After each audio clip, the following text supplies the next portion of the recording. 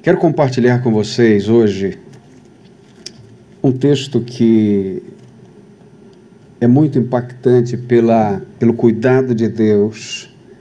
Eu quero partilhar com vocês uma mensagem que eu poderia dar o nome de A Providência na Tempestade.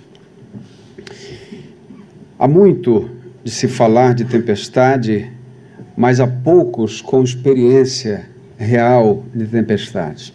Eu estava dizendo ao pastor de Clé há pouco que creio que a chuva mais forte que eu presenciei foi lá em Muriaé, e o prédio que nós moramos foi bastante afetado por aquela chuva tempestiva. Mas o fato é que nenhum de nós, ou pelo menos a maioria de nós aqui, ainda não experimentou uma tempestade em alto mar. Uma coisa é a chuva vir, e você está em casa, você está num ambiente de segurança. Outra coisa é a ausência da terra firme. E nós estamos diante de um texto que é um texto muito emblemático sob o ponto de vista das circunstâncias. E eu quero trazer para vocês uma visão panorâmica do texto de Atos, capítulo 27. Vou me deter nos últimos versículos, mas quero sobrevoar com vocês os primeiros momentos desse texto, porque faz parte também dessa exposição, principalmente como introdução. Eu quero ler com vocês, logo de início, um texto que para mim, um momento do texto, um verso, que para mim sintetiza muito aquilo que estava acontecendo com Paulo e aquela tripulação de 276 pessoas num navio indo para Roma, a circunstância adversa. E veja o que diz o versículo 20. Atos capítulo 27, versículo 20. Eu começo com esse texto para que nós possamos, lendo, também fazer a exposição e depois aplicar ao coração. O sol e as estrelas não apareceram durante muitos dias. Como ainda continuávamos sendo atingidos por uma grande tempestade, acabamos perdendo toda a esperança de sermos salvos. Por tua palavra te louvamos, ó Deus. Ministra aqui ao nosso coração em nome de Jesus. Amém. O apóstolo Paulo apelou para Roma. Ele poderia ter outros caminhos, mas quis o Senhor colocar no coração de Paulo o desejo de se apresentar a Roma. Ele queria falar com o imperador em sua própria defesa. Nisto já estava a mão do Senhor guiando o coração daquele servo. Ele tinha outras saídas, ele tinha outras possibilidades, mas quis o Senhor colocar no coração dele: eu preciso ir a Roma. E o texto nos mostra, queridos, que dentro daquele navio muitas coisas aconteceram. E nós percebemos aqui as texturas de uma grande tempestade que arrebentou com aquele navio por completo. E curiosamente, é importante que isso fique gravado desde já no teu coração, o navio se arrebentou completamente, mas ninguém morreu. Este é o mistério da providência. Perceba aqui o Senhor, desde já, colocando o servo dele em uma circunstância na qual as coisas se quebrariam, mas as pessoas seriam salvas. Diante disso, eu quero sobrevoar com você, a partir do versículo 1 em diante, para que vejamos aí a textura dessa tempestade. No primeiro momento, o texto mostra, dos versos 1 ao verso 5, Paulo sendo levado para dentro desse navio. Há um centurião ali chamado Júlio, o tratando bem. Isso está no versículo 3. Júlio trata Paulo com bondade. E no verso 4 nós vemos que eles foram navegando perto da costa do norte de Chipre, porque os ventos eram contrários. Eis aqui uma das texturas da tempestade verdadeira. Elas trazem ventos contrários. Elas nos colocam em circunstâncias, por vezes adversas e diferentes dos nossos planos originais.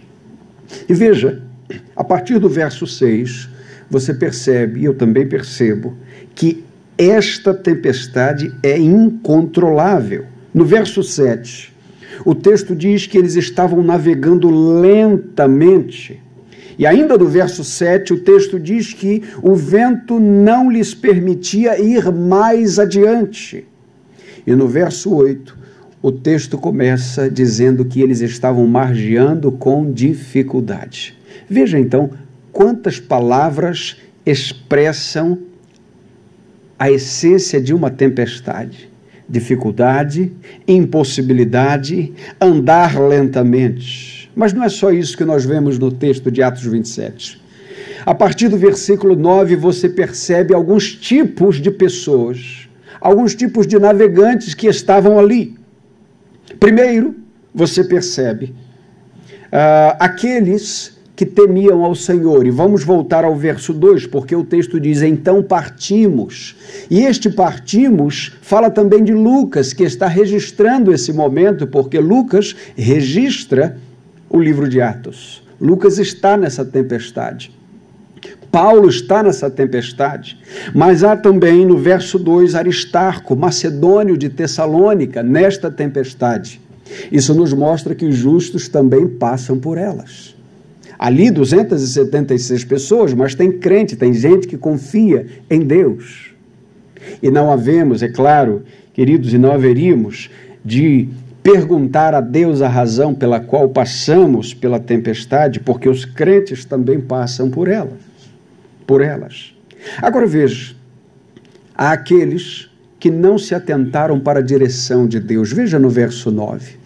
Decorrido muito tempo, e tendo a navegação se tornado perigosa, porque já havia passado o jejum, Paulo os advertiu, dizendo: senhores, vejo que a viagem lhe trará muita avaria e muita perda, não só para a carga e para o navio, mas também para a vida de todos nós.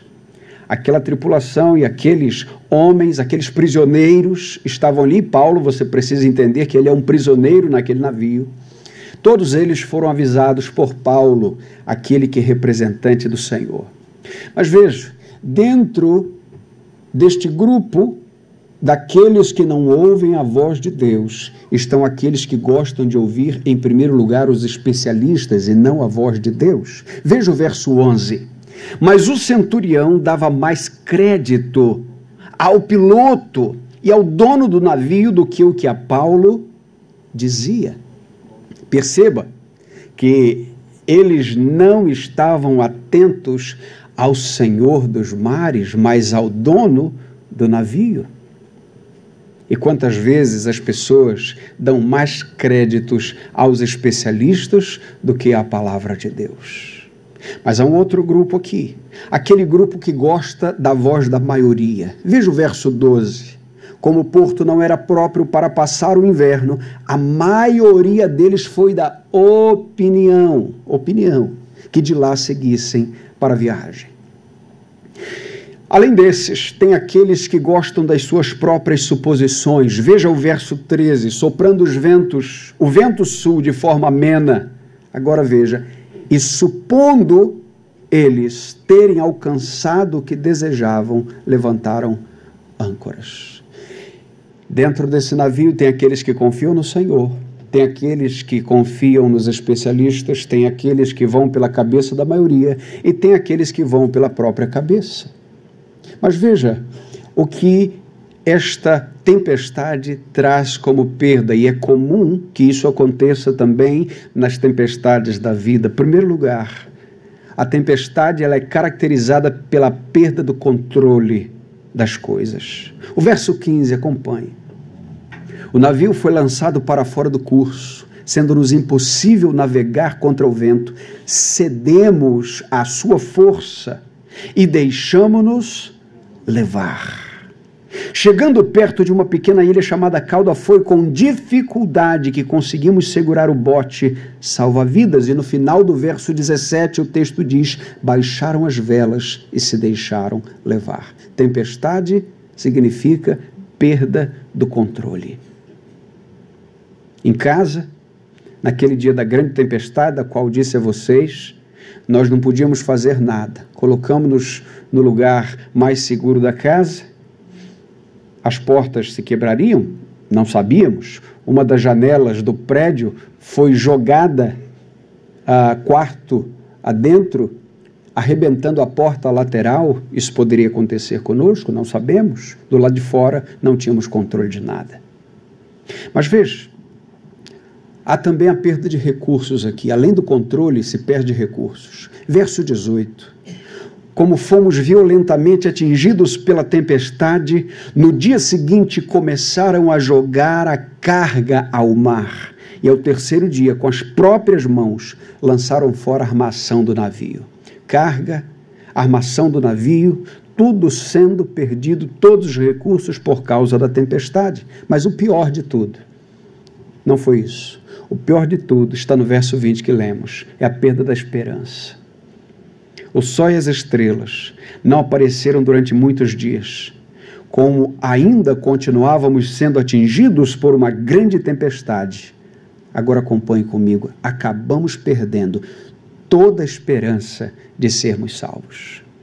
Meu querido, minha querida, nós sabemos que estamos numa tempestade da existência quando a esperança vai embora.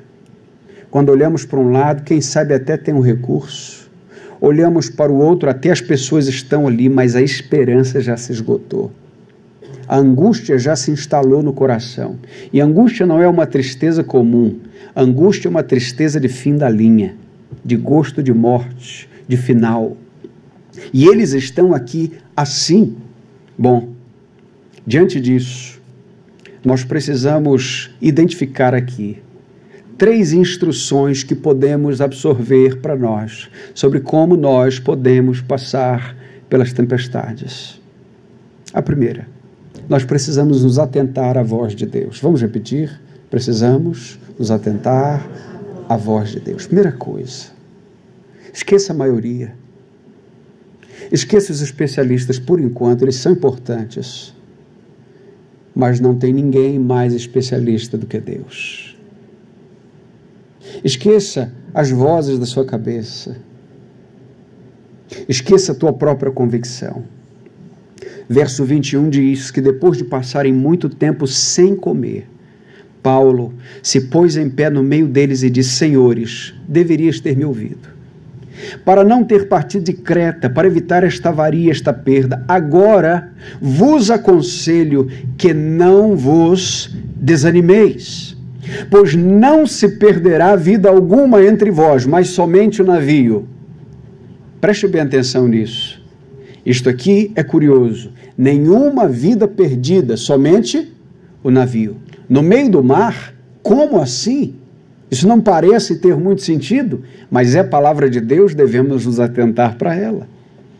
Agora vos aconselho, diz o verso 22, que não vos desanimeis, pois não se perderá vida alguma entre vós, mas somente o navio, porque esta noite, veja a convicção de Paulo, apareceu a mim um anjo do Senhor Deus, a quem pertence e sirvo, dizendo: Paulo, não temais. Paulo tinha uma palavra de Deus, e nós não podemos esquecer que aparece um anjo a Paulo, porque ele está ali recebendo a palavra de Deus, ele é um apóstolo, escrevendo inclusive parte das Escrituras.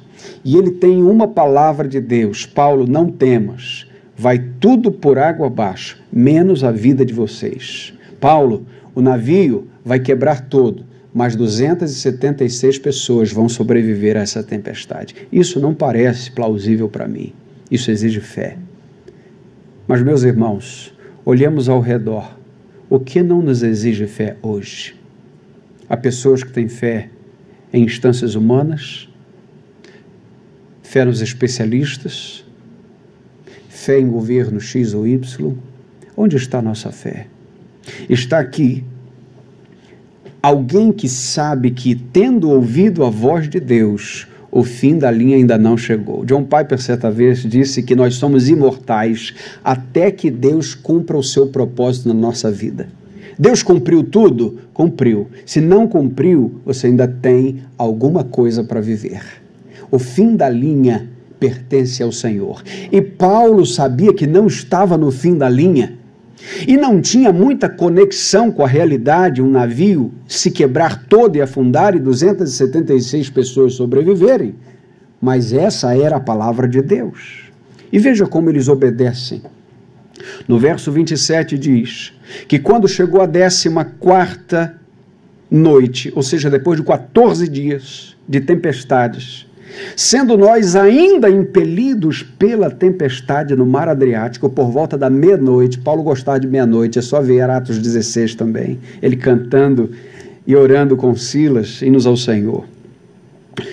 Os marinheiros suspeitaram que a terra estava próxima. Lançando a sonda, acharam 20 braças. Passando um pouco mais adiante, tornaram a lançar a sonda, acharam 15 braças, estava mais raso. Temendo que fossem bater em rochedos, lançaram da popa 4 âncoras e se faziam orações para que amanhecesse.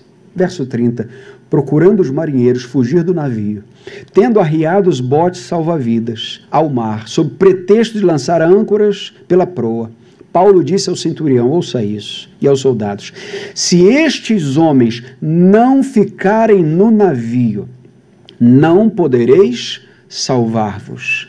Então os soldados cortaram os cabos do bote e deixaram cair. Veja só, queridos, olha o que Deus está falando através do seu servo Paulo. O Senhor prometeu para nós provisão e livramento para quem estiver dentro desse navio. Quem pular fora, eu não garanto mais.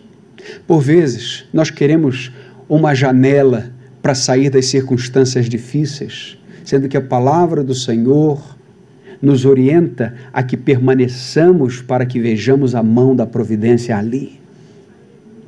Ligon Duncan disse que esse texto ele é perfeito para nos mostrar que Deus não criou robôs, que Ele criou homens, embora a sua soberania perfeita, homens que são responsabilizados por aquilo que fazem. E Paulo está dizendo, se vocês pularem, vocês estão desobedecendo ao Deus soberano. Naquele momento, eles cortam as cordas e os botes caem. E agora? Agora não tem solução para ninguém. Porque os botes só serviam para alguns e agora nem para alguns. Eles ouviram e se atentaram à voz do Senhor. Essa é a primeira questão. A palavra de Deus deve ter primazia no teu coração. No tempo das tempestades, a palavra de Deus é a tua bússola. Cristo é a nossa direção, é o nosso farol na tempestade. E nós só podemos ver Cristo e sua palavra. Segunda atitude é que nós precisamos rogar ao Senhor forças para que Ele nos dê ânimo para as coisas mais básicas. Veja só, os versos 33 a 38. Enquanto amanhecia, Paulo pedia com insistência a todos que comessem alguma coisa, dizendo, hoje já é o 14º dia que esperais e permaneceis em jejum, sem comer alguma coisa. Recomendo-vos, portanto, que comais alguma coisa, porque o vosso livramento depende disso, mais uma vez aqui, pois nenhum cabelo cairá da vossa cabeça. O que Paulo está dizendo aqui é sim, Deus nos deu uma promessa, uma palavra, uma direção, e Ele vai cuidar dos ventos e da tempestade, e Ele já deu pão, mas cabe a cada um de nós comer. Quantas vezes, meus irmãos, nós somos levados a uma derrota, não porque o Senhor nos trouxe tal derrota, mas porque nós não implementamos ações básicas das quais o Senhor mesmo nos responsabiliza. Ele nos dá o pão e precisamos comê-lo. Ele nos concede a fé e precisamos levá-la a cabo, praticá-la. Ele nos dá, queridos, as circunstâncias favoráveis e Ele nos diz, façam. Quantas vezes, passando pelas lutas e tempestades, a primeira coisa que queremos fazer é fugir do prato de comida, é fugir do ambiente de trabalho. E quantas vezes, de fato, o nosso corpo não consegue reação a isso? E nós precisamos orar: Senhor, dá-nos condições de fazer as coisas básicas de cada dia.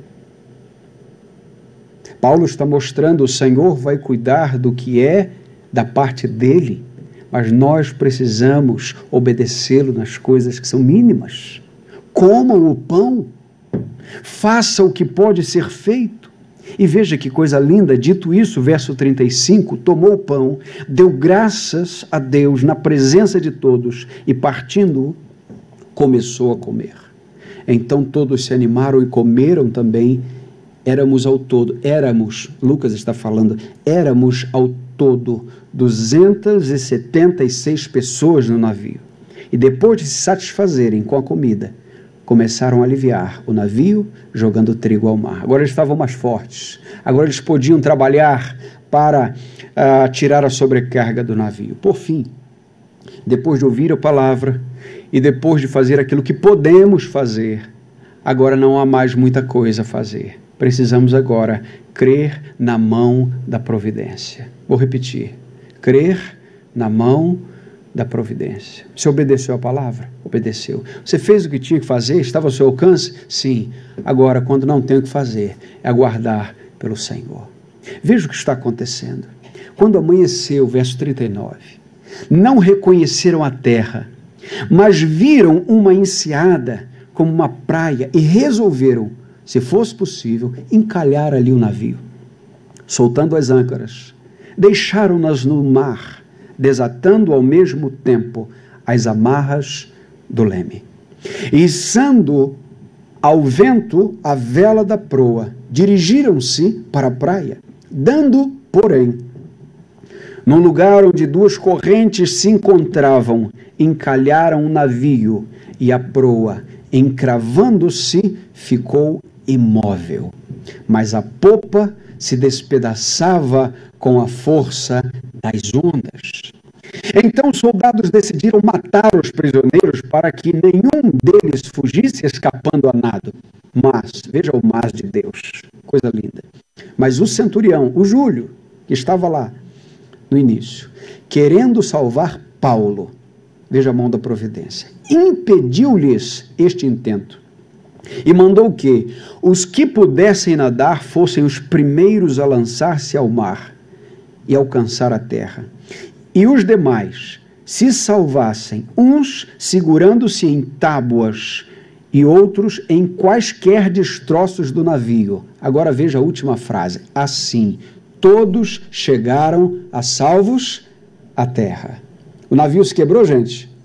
Todos chegaram? Deus é real? Amém. Deus não é homem para que minta, nem filho do homem para que se arrependa. Algumas lições aqui são importantes para nós e eu quero trazer 5 para o nosso coração de maneira objetiva e final. Primeira, as tempestades da vida são inevitáveis. Inevitáveis. Porém, você deve estar atento naquelas tempestades que você não precisa entrar. Vemos aqui Paulo sem condições de evitar entrar no barco. Ele é um prisioneiro indo para Roma. Mas quantas vezes nós entramos em tempestades para as quais nós não fomos chamados? O livro de Provérbios diz, por exemplo, que aquele que se intromete em questões alheias é como quem segura um cão pelas orelhas quando passa. Quantas vezes temos que pedir misericórdia porque entramos em certas situações que o Senhor não nos direcionou? Algumas discussões que não são nossas. Algumas circunstâncias que passam perto de nós e que nos exigiriam apenas oração, mas nós achamos que somos por vezes o salvador da pátria e quem sabe a 4ª pessoa da Trindade, olhando no espelho, cantando grandioso és tu. Eu vou resolver essa questão. Temos que ter cuidado com isso. Prestar atenção que já nos basta, meus irmãos, as tempestades inevitáveis. E se eu perguntar aqui quem já passou por dificuldades, quem de nós ficaria com as mãos abaixadas? Nenhum de nós. Algumas circunstâncias, por exemplo, com filhos na UTI, e quando você tem muitos filhos isso acaba acontecendo. Algumas circunstâncias com parentes. Vivemos aí uma tempestade em todos os continentes, que foi uma recente pandemia. Ninguém sabia onde ia dar isso. Meus irmãos, Deus não perde o controle das coisas. Há circunstâncias das quais nós não podemos fugir, mas precisamos pedir direcionamento da parte de Deus sobre o que devemos enfrentar. De fato, essa é a primeira lição para nós. Mas a segunda lição é que nós precisamos pedir a Deus discernimento sobre quando ouvir os especialistas, quando ouvir as pessoas ao redor, e quando ouvir, quem sabe, os próprios pensamentos. E eu tenho certeza que nenhuma dessas instâncias vem antes de ouvir a voz do Senhor. Pastor, mas eu não ouço uma voz, eu não consigo discernir. Perceba, meu querido e minha querida, não diga que Deus está em silêncio. Primeiro, se a tua Bíblia está fechada, a palavra de Deus fala com você e comigo. Todo crente, tendo recebido o Espírito Santo no momento da conversão, recebeu aquele que vai lhe instruir em toda a verdade. Portanto, abra a palavra de Deus e você vai começar a ver os caminhos de Deus para o teu coração. Segundo, não diga que o Senhor não está falando se você não está atento à palavra que está sendo ensinada a você em cada momento, em cada semana. Se o dia do Senhor, se a tua vida devocional é apenas um item na sua agenda, então esqueça, dificilmente você vai ouvir algo com clareza da parte de Deus. A reunião dos santos, a pregação da palavra, não é um momento qualquer na sua agenda. Você não chega no domingo e pensa, será que eu vou ao clube ou à igreja? Não sei definir ainda. Não, domingo é dia do Senhor. Deseja ouvir o Senhor falar ao teu coração? Abra o teu coração e exponha a irradiação santa das Escrituras. Você vai saber o que fazer. Sim, depois você pode buscar os especialistas. O pastor estava falando aqui do escritório de arquitetura. Deus não vai mandar um anjo para fazer o projeto aqui, não. Mas o Senhor vai dar ao povo de Deus discernimento para os próximos passos. O Senhor vai abrir o coração da igreja sobre como ofertar e como ser fiel. E o Senhor vai dar os caminhos, porque aquilo que nós precisamos fazer deve ser feito por nós. Mas nós não podemos, em momento algum, buscar as instâncias humanas antes de buscar assistência divina em oração. Qual é o teu primeiro contato do dia? É do WhatsApp? Do Telegram? Ou você tem o primeiro contato com o Senhor da sua vida? Importante saber disso. Qual é o teu primeiro pensamento? A tua agenda ou a agenda de Deus? Qual é o teu primeiro socorro? Os especialistas?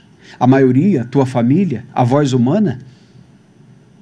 Ou você dirá como salmista, uns confiam em carros, outros em cavalos, mas nós faremos menção do nome do Senhor. Perceba aqui, é importante que tenhamos discernimento espiritual sobre quando ouvir as pessoas. E nós devemos ouvir as pessoas, porque na multidão de conselhos há sabedoria, porém, depois de buscar a Deus. Mas há uma terceira lição aqui.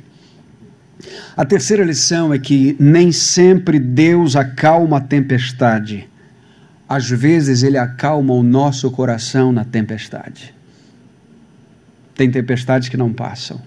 Esta não passou.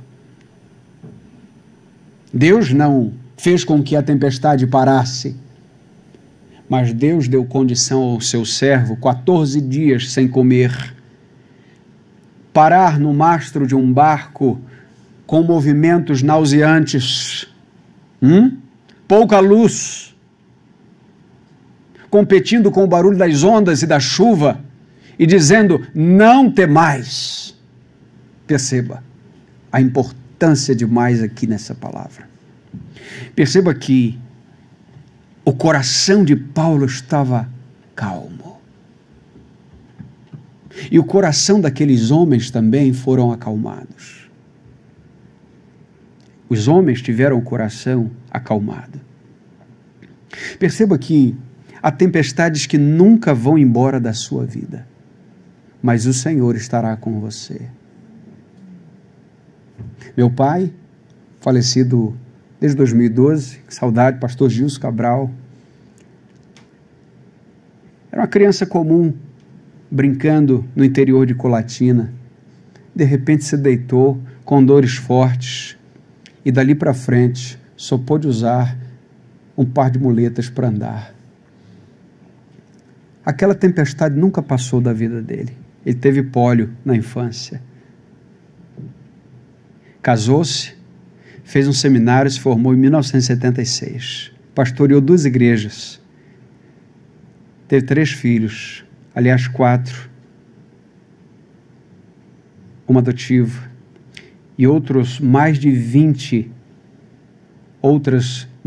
pessoas que ele e minha mãe cuidaram no seu ministério, dentro da nossa casa.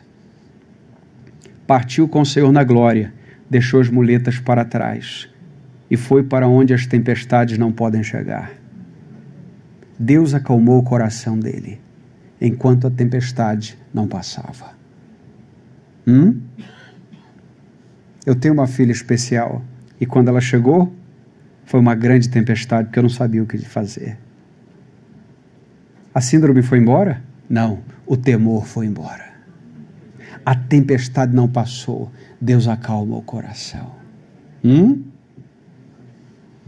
Por vezes, o nome de Deus é mais glorificado em que a tempestade permaneça e as vidas sejam edificadas para a glória dele. Amém. Esta é mais uma lição, mas há uma 4ª lição. Deus, por vezes, quebra as coisas para salvar as pessoas. Vou repetir. Por vezes, para salvar as pessoas, Deus quebra as coisas. Sim, Deus está interessado no cuidado da sua vida. Deus está interessado em que você coma, em que você vista. Deus está interessado em que você tenha o teto para você morar. Deus está interessado em que você tenha o seu trabalho até certa medida. Mas veja, Deus está interessado na sua alma primeiramente. E por vezes o nosso maior problema não é a ausência de coisas, mas o excesso de coisas. Por vezes, queridos, o problema de não virmos à igreja não é porque nós não temos sapato, é porque nós temos excesso deles. E por vezes, para edificar mais a nossa vida, e por vezes, para nos desintoxicar de nós mesmos, Deus quebra as nossas coisas para salvar o nosso coração. Por vezes nós entramos em oração querendo algo mais de Deus e saímos com algo menos de nós mesmos. Para sair de mãos cheias da presença de Deus, precisamos entrar com as mãos vazias. Deus não está interessado em manter aquilo que temos. Deus está interessado em transformar aquilo que somos. Para que nos faça a imagem semelhante à imagem de seu Filho. Fomos chamados por Deus para isso. E por vezes, queridos, nós precisamos de menos coisas para que tenhamos mais confiança em Deus. Quantas vezes nós vemos saída no crédito que temos? Quantas vezes nós vemos uma fagulha de esperança no melhor médico que conhecemos? Por vezes, quem sabe, o nosso porto seguro emocional, seja um filho, seja um relacionamento, o nosso porto seguro é a rocha que é Cristo. E quem colide com essa rocha, querido e querida, não pode ficar inteiro. O Senhor, muitas vezes, Nele mesmo salva a nossa vida, mas põe para fora aquilo que não lhe pertence. Por fim, última lição: louve a Deus todos os dias por sua providência. Vamos repetir: louve a Deus todos os dias pela sua providência. Quando eu estava no seminário, pastor Giclei, eu trabalhei no Hospital Evangélico do Rio de Janeiro, ali na Tijuca, na Rua Bom Pastor. E trabalhei na área de faturamento um tempo. E tinha uma regra na área de faturamento, porque de lá saía a expedição de pagamento para as notas do hospital. E a regra era a seguinte: vocês podem deixar de pagar tudo, mas não deixem de pagar o oxigênio, a empresa que nos vende oxigênio. Por quê? Porque os pacientes estavam pendurados no oxigênio. A vida deles estava dependendo daquele oxigênio. Agora deixa eu lhe perguntar: você está pendurado no balão de oxigênio da graça agora, respirando de graça? Respirou? Pagou quanto? Nada. No hospital você paga, aqui é de graça. A providência de Deus todos os dias. Acorde depois de um dia difícil e você vai ao estoque das misericórdias do Senhor, e o estoque está reposto a cada manhã. As misericórdias do Senhor são a causa de não sermos consumidos. Elas se renovam a cada manhã. Deus será sempre exaltado. Naquele dia, aqueles homens, aquela tripulação, aprenderam que, embora aquela tripulação aprendeu que, embora eles fossem donos do navio, o nosso Deus é o Senhor dos mares. É Ele quem controla, como disse Daniel, os tempos e as estações. E quando nós perdemos o controle do navio, quando nós perdemos o controle na tempestade, Deus só começou a mostrar a sua providência. Que a graça de Deus nessa manhã nos dê a certeza e a lembrança: Deus não perde o controle. Como diz o bom mineiro, e eu aprendi, Deus não perde a ponta da corda. Deus não perde o controle de nada. Meu desejo é que o sobrevoo nesse capítulo, ainda que panoramicamente, acalme o teu coração, para que, quem sabe, se não esteja passando agora, mais adiante, numa tempestade, essas palavras sejam lembradas lá no fundo da tua alma. Que Deus abençoe. Amém, Senhor. Tudo que tens feito, por tudo que vais fazer, por tuas promessas e tudo que és, eu quero te agradecer com todo o meu ser. Te agradeço, meu Senhor. Te agradeço, meu Senhor. Te agradeço por me libertar e salvar, por ter morrido em meu lugar. Te agradeço, Jesus, te agradeço. Eu te agradeço, te agradeço por tudo que tens feito, por tudo que vais fazer, por tuas promessas e tudo que és. Eu quero te agradecer com todo o meu ser. E aí? Te agradeço, meu Senhor. Te agradeço, meu Senhor.